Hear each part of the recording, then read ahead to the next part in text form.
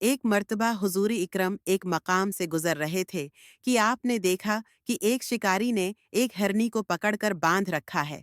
اچانک وہ ہرنی کلام کرنے لگی اور عرض کرنے لگی، یا رسول اللہ، مجھے چھوڑ دیجئے، میں جنگل میں جا کر اپنے بچوں کو دودھ پلا آؤں گی۔ میرے بچے میرا انتظار کر رہے ہیں اور بھوکے ہیں۔ حضور نے شکاری سے فرمایا، اس ہرنی کو آزاد کر دو۔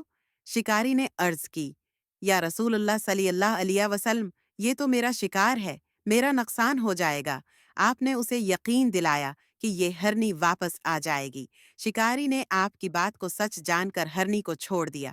ہرنی فوراً جنگل کی طرف گئی، اپنے بچوں کو دودھ پلایا اور وعدے کے مطابق واپس آ کر حضور کے سامنے کھڑی ہو گئی۔